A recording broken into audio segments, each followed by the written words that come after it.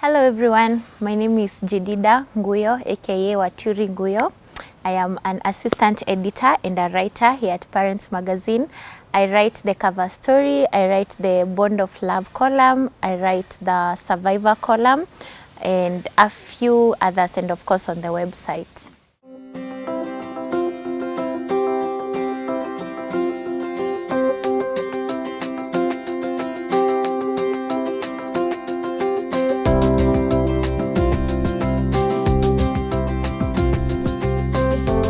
Talking about your writing role, how many editions have you written so far? Okay, I can't really remember, but I think roughly 17 or 18 up to now. Wow. Yeah. Where do you get motivation to write? Wow, hey, that is a very interesting, funny, tricky question. Okay, motivation to write.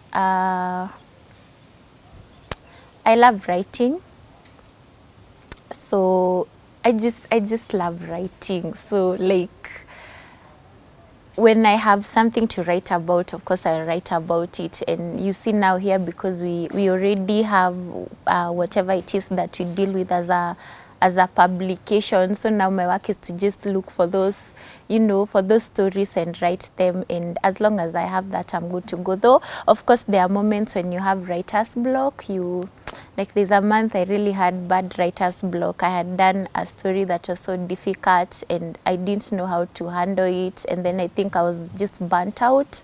So it took so long. Like I think I took 3 weeks with that story, but a lot of coffee and, reading what other people are writing, people who write, similar in a similar style of writing, and just reading a lot, it helps with the motivation, and of course just taking breaks once in a while. Yeah.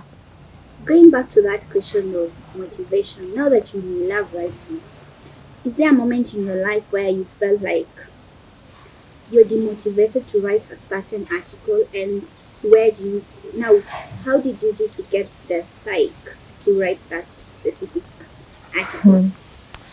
Okay, well, like I said, okay, writing is usually it's not easy, because now you see you're getting somebody's story and you have now to convert it into something. Like when you're getting it, it's verbal, and then now you have to convert it into something that people actually want to read. It's not just you reporting what they said, she said, he said. You also have to make sure that the person that is going to be getting the magazine or the article wants to read. So it's a little bit tricky. You have to really work your creative juices. Sometimes it works, sometimes it doesn't work. Case in point, that article I'm telling you about, the interview was very hard, because the things that the interviewee was talking about, they're just, gut-wrenching things, and you're just sitting there and thinking, oh my God, how did you overcome? And then now when you come and you're writing the story, and you have to re-listen to that interview again, and then you have this moment where you're feeling like, oh my God, she said a lot of important things. I don't know how to fit all of them in this article. And then other times, it's just that whatever you're writing, because I've realized as a creative, and I think even other creatives will say this, you are very self-critical about what you do. So most of the times you even write something and then you're like, this is not good. So you delete, you start again, siku inaisha, you're still there. So I think that month was that one for me, because, I wrote that article so many times until I felt like, okay, maybe now I have just, my writing has expired or my creativity has expired. Yeah, but somehow I just found my groove back. Of course, sometimes it helps if an article is really becoming troublesome. I'll just shove it somewhere in the desktop and forget about it for like a week if the deadlines are not near. And then I can come back to it. And during that time when I'm on a break, of course, you're feeding from what other people are writing, to just improve your vocabulary. I read a lot from what even my colleagues write here. I read a lot of novels. I love reading, especially feature stories from the New Yorker. They really help a lot. Sometimes I'm just out of creativity, and then I just open a profile of somebody that was done in the New Yorker, and then you just open it and you read just a few paragraphs, and then ideas start flowing. So yeah, that's ideally, that's it. Which story inspired you the most and why? Um, of course, all my stories inspire me because they are my stories, duh. But anyway, I think the stories I do for Bond of Love really inspire me. I've always said I think someday I would want to transcribe all those interviews into like a book or something, because all these couples have a lot of, you know, they are young people who just got married, they've weathered the storms of dating, and now they are married, and you can see them and they are so in love with each other, and they have all these beautiful lessons, and each one of them lives a good, you know, something that I can learn from. But I think the one that I have loved to date was a story I did for a couple. I think it was actually in the first month that I ever did a cover for Moses. Is it Moses? I hope so. And Lydia. I really loved that. That was like, oh my God, it was just a lot of lessons, you know. And then there was another story I did for Survivor for a guy called George Kamau. Like, it's just a lot of, you know, if resilience was a person, it would be that guy. Like, he's just sitting there and the things he's telling you, and he's so smiley and so happy, you know. And then I'm like, oh my God, yani, and he has all this strength. And then, of course, I loved also the story I did for our April this year cover story. We featured Nguyo.